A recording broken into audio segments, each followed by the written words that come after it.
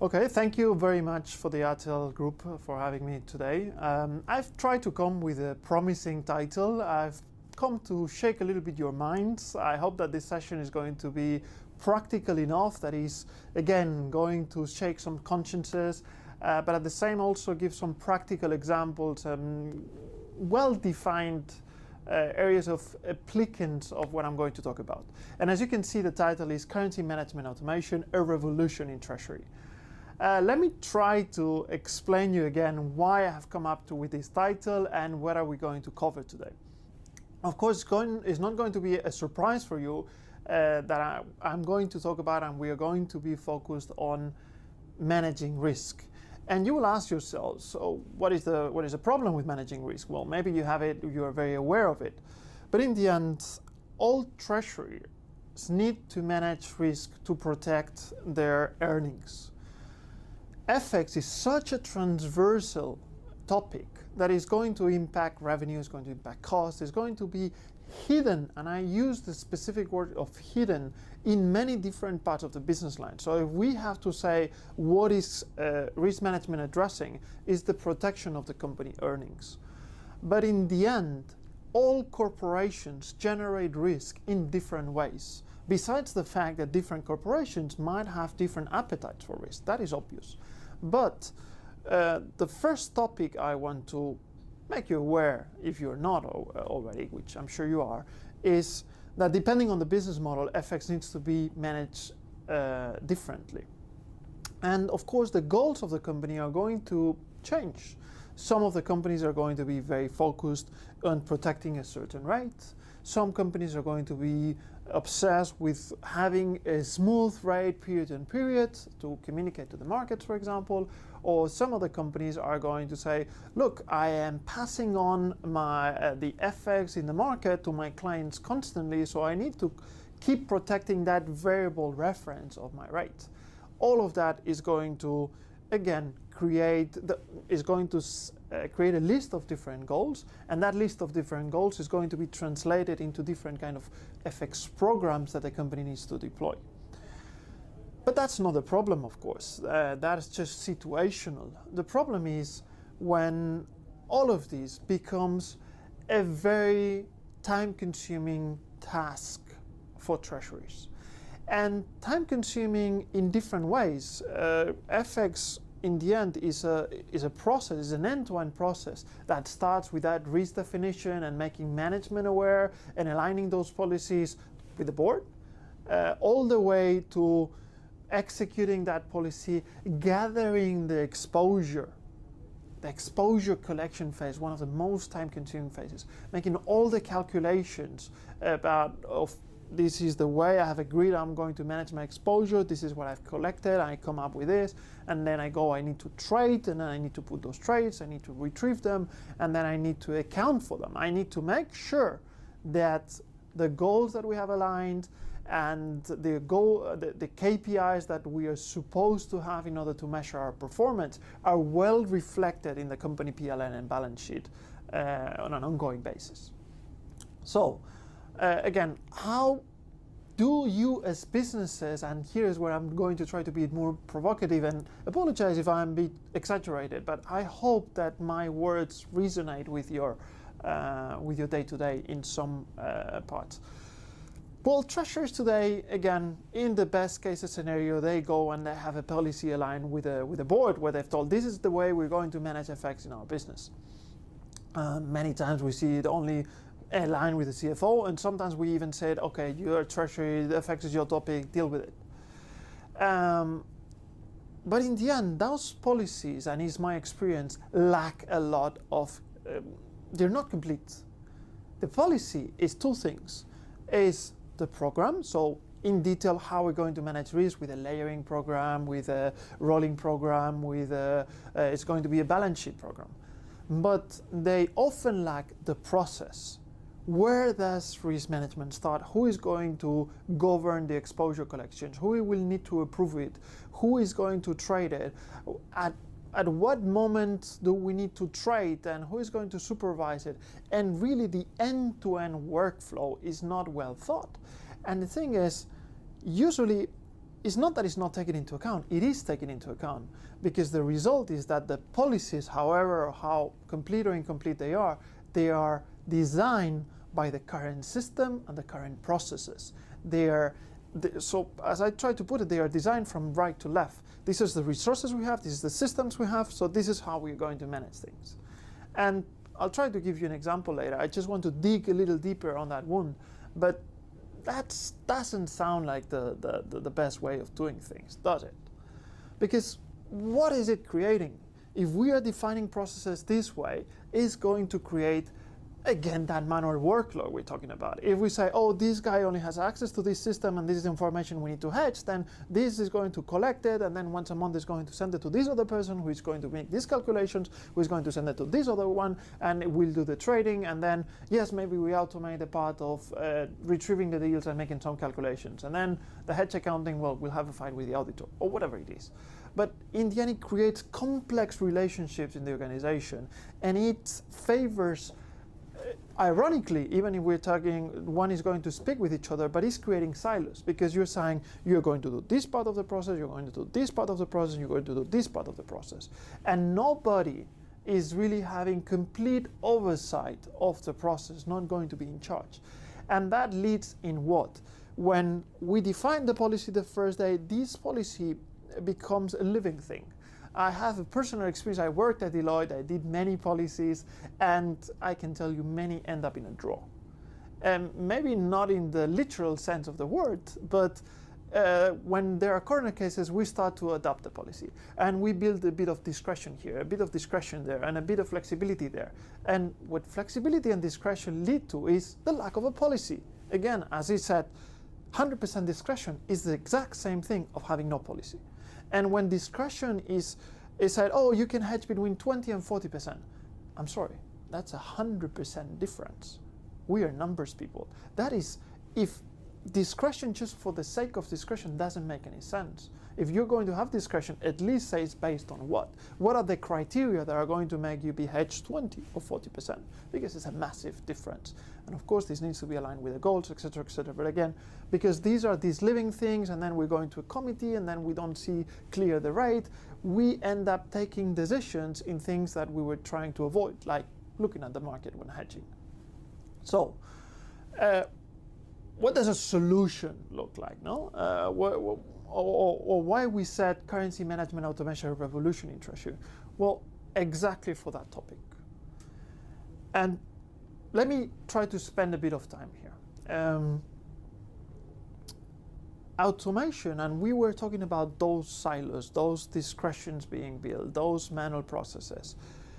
This is what automation at its core is trying to address. Right? The fact that one day someone forgets, the fact that one day someone is on holidays, the fact that somebody has a lot of work and cannot do things now, because this can have disastrous consequences, and because you are having someone that only is seeing one part of the process, he might not see it as that much of a problem if he sends the data 1 week late. All the studies, all the research say, what is the biggest problem when managing FX risk? They are only asking to the treasurers, of course. The answer is lack of visibility. A classical one. Why? Because the visibility is not depending on them. It's depending on the technology they have available to see that exposure, or because they are depending from another person to be able to see that exposure. So when we talk about automation, when we talk about technology, we see that treasurers are often the most under-budgeted to buy technology. The companies, of course, naturally invest a lot of technology in more what is seen as the more productive areas of the company, like the commercial team, for example, or the purchasing team, whatever. But treasurers are often left with gazillion of spreadsheets to manage stuff. Excel is not an investment in technology, I'm sorry. It's like saying that the pen and a paper is an investment in technology. It's not, it's the same thing. So in the end, treasuries need to look at the whole end-to-end process. When designing an FX policy, of course they are responsible of presenting what should be the way for them to manage.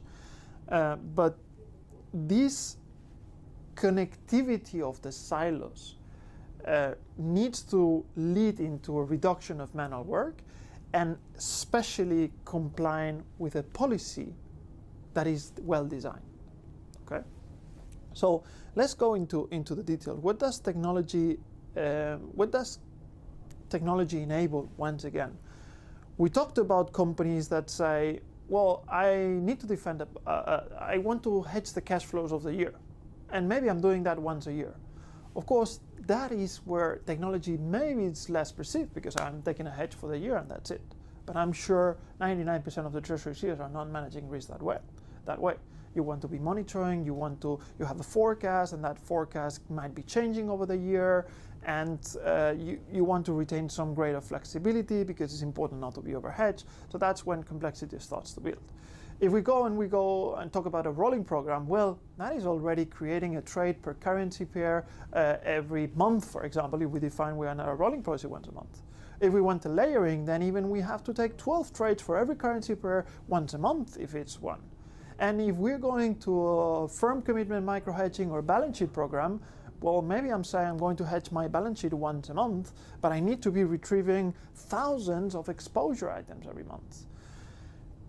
The solution is, once again, we need to think about the business. How is the business generating risk? And if the business is generating risk, I don't know, pick the industry you like, but we are generating risk based on the sales contracts our teams are doing, we're having thousands of sales contracts. Then it means that the ideal policy probably is to understand that exposure in real time as the contract is signed, and automating the process of retrieving that information is what this company needs. And if we're only looking at, the treasury does not see the contract until it becomes a balance sheet item, then that's way too late. And once again, retrieving the forecast. I have 100 subsidiaries around the world. Facilitate the tasks to the treasury and retrieve those forecasts in an automatic manner, or tell the business units, if they are responsible, to submit it automatically and to build an automatic process for submitting that. Do not make it via email with a spreadsheet and so on and so forth.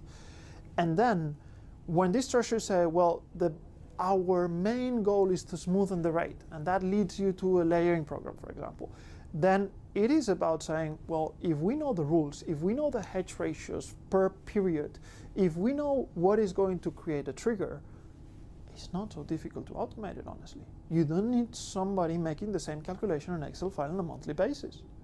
You can just have a technology where you can have the repository with access, with supervising rights, saying, this needs to be our hedging ratios per period. And then you tell me, well, but the discretion is useful for us. Well, build the discretion. There is technology that can tell you, look, I want to be 20% hedged when I am 6 months away, if the rate has not moved beyond 5% from these levels, or from the current level. But if from 1 month to another there's a sudden change, I actually want to increase my visibility on my cash flows, and I want to automatically drive my hedge ratio up. That is deciding with a cold head. That is what technology can bring. Because if you need to do an urgency meeting of FX because the market has moved, you will be late. And it's much clearer for everybody, even from a log trade, from an audit perspective, if you say, look, we meet once a month to update those rules that are governed automatically. Let me go to the example of a balance sheet program. Why the hell do we do balance sheet programs once a month if the balance sheet items are created every day? It just doesn't make sense. We can be a lot more data-driven if we have software that retrieves automatically these balance sheets, and we can set up rules that will help you manage that automatic exposure created from the balance sheet that is in your ERP. You already have technology that is identifying this. Why not leveraging? And that's exactly what we try to do. But again, at the beginning of the presentation, I said I'm going to come up with, I wanted to shake your minds, and I hope some of the stuff that I said resonated with you, and maybe you said you identify yourself perfectly, or you said, oh, that part I could do better, or I could have a better documented policy, or I could go with a workflow, or yes, automation could help me in this part of my current process. But let me use these last 5 minutes to giving practical examples of how the resources that we have in the manual process are limiting our way of managing exposure. I've already talked about what we internally call, for example, the program families. We have the static programs. I am hedging that calendar period until it's not over. I don't hedge it again. We have the rolling programs, which I always have a window of visibility, and I always want to hedge 100% in 170 or 80% in advance.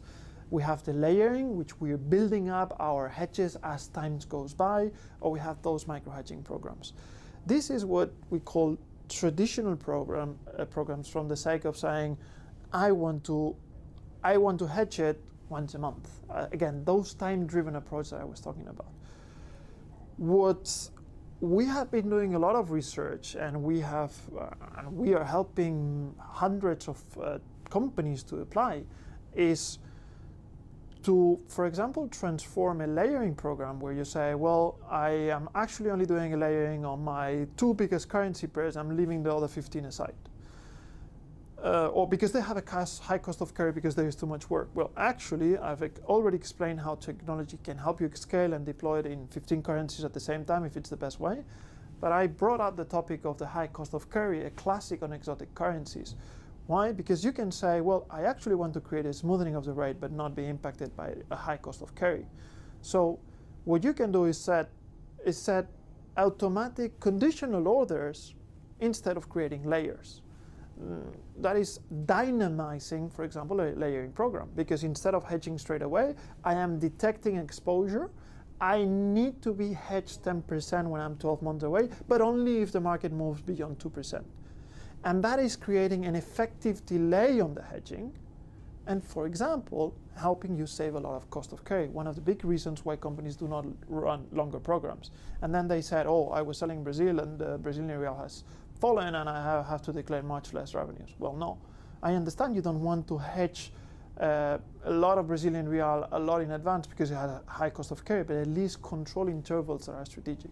We have some other companies that again tell us, look, I cannot pass on the impact of the FX beyond this point. Until this point, I'm fine not to be hedged at all, or I just want to be hedging firm commitments because my forecast is unstable. So what you are able to do is combine the programs we're talking about. So you can combine, say, a static program. Look, this is my cash flows for the next year. I only want to hedge them if the rate reaches those points, and you can break it into different levels, but actually be hedging your firm commitments as time goes by. So that is combining those strategic levels with firm commitments. The moment a firm commitment comes, you reduce what would be hedged based on the forecast. Again, or combine a classical one, for example, which is combining, again, a layering or a rolling program with a balance sheet program. I am hedging 70% of my forecast, but then I want to layer on top my balance sheet items. Another classical one. And I see companies, for example, running separated programs, which in the end, what they end up doing is saying, well, I'm creating a hedge, now I need to unwind it, now I need to take the balance sheet. All of these are examples of things that are very complex to be run manually, especially if you have several currency pairs and many transactions, and where technology can provide a massive impact.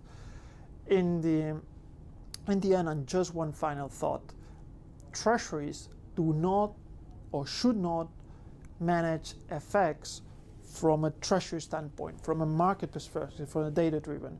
Treasurers need to you need to be strategic to the company, outsource the lower value added task, and identify how your commercial team, how your company can make more money if your commercial team is able to sell in more currencies. If you're able to buy in the local currency, because if FX is a problem for you, it's a problem for your suppliers, it's a problem for your clients. If you take over, if you control that better than them, you will become strategic to the business and you will leverage this as a competitive advantage. Just once again, thank you. Hope I shake your minds, and happy to discuss whenever you want.